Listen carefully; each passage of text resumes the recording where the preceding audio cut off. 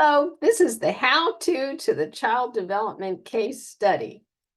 Go ahead and share my screen. This is in your syllabus. It's on page 11.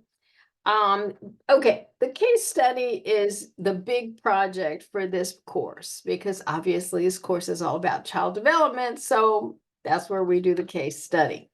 You're going to spend 8 weeks studying a particular child between the ages of 3 and 8. You're going to analyze their cognitive, social, emotional, and physical development. And you're going to make recommendations to help the child reach their optimum potential for each of those domains. You're going to observe the child for an hour per week. If you're not in the classroom with that child already, I think it's perfectly fine to observe a child that you're teaching if you have your own classroom. The only person you cannot observe for this is your own child because you can't be objective.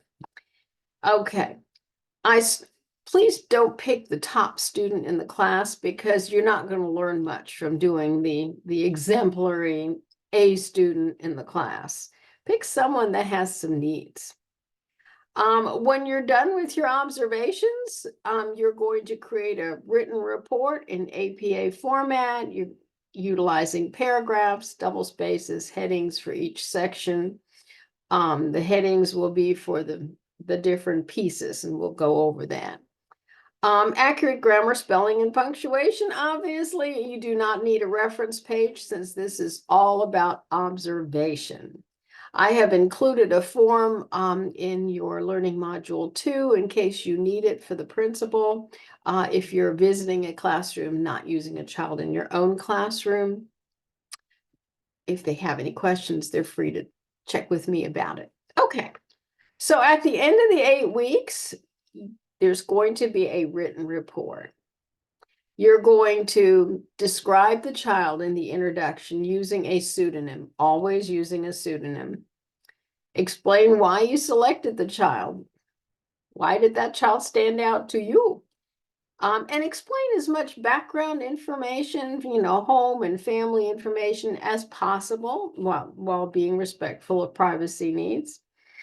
Because that gives the reader, me, some context as to, what's going on with this particular child. Home life makes a big difference in classroom life. And then comes the hypotheses. Okay, explain what you might expect to find for these domains: cognitive, social, emotional, and physical. And when I'm talking physical, I mean fine motor and gross motor. This is if the world was perfect, and say you're observing a kindergartner, 5-year-old, what would you expect of that 5-year-old as far as cognitive development? And here's where you can say, if in a perfect world, I would expect the cognitive development of a 5-year-old to include bullet points. Our textbook is a great resource for what your general cognitive development would look like. This is your expectation. Doesn't mean you're going to find it, but it's your expectation.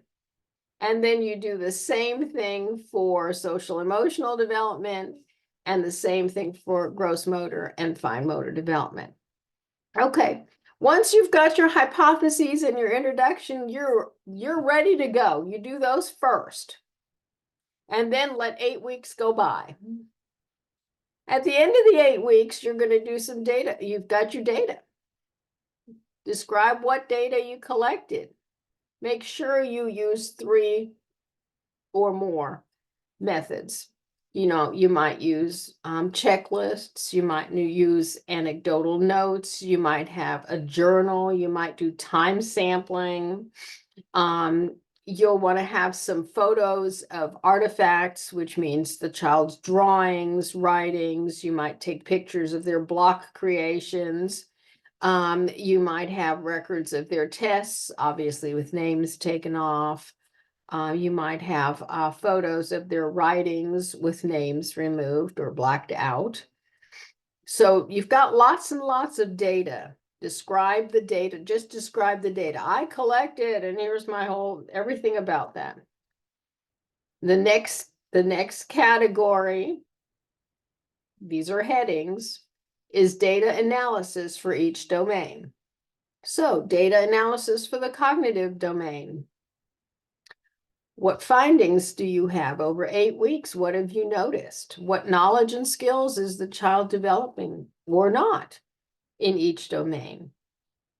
Then you're going to compare and contrast. That means how is it the same and different from what you wrote about in the normative development for each domain up here in the hypotheses.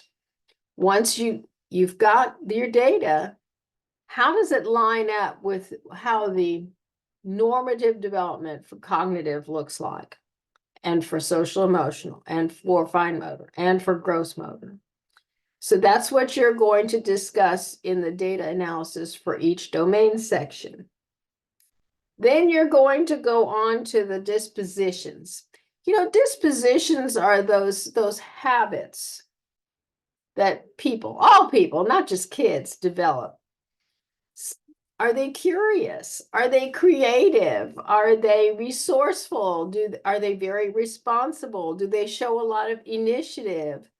Do they feel like they have to finish their work, or they're very unhappy? There are lots and lots of dispositions. What dispositions does this child have, and why? Describe why you're saying they're creative, or why you're saying they're very responsible.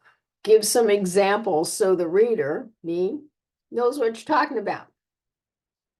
And then you're going to come down here to the next section, and that's recommendations. Based on your findings, what are your specific recommendations to help the child reach their optimum potential for each of the domains? And just go back to cognitive, social emotional, fine motor, and gross motor. What are your recommendations? Then you're going to, and what dispositions would you like to foster in this child?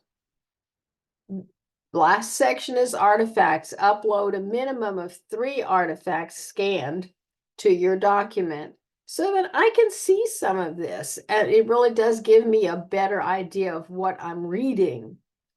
Then you're going to post it in assignments on Blackboard by April the 14th. So that does give you a good span for observing and writing, but this is a good time to get started. Think about who you're going to observe, or where you're going to go and observe, and make your arrangements, and so on and so forth.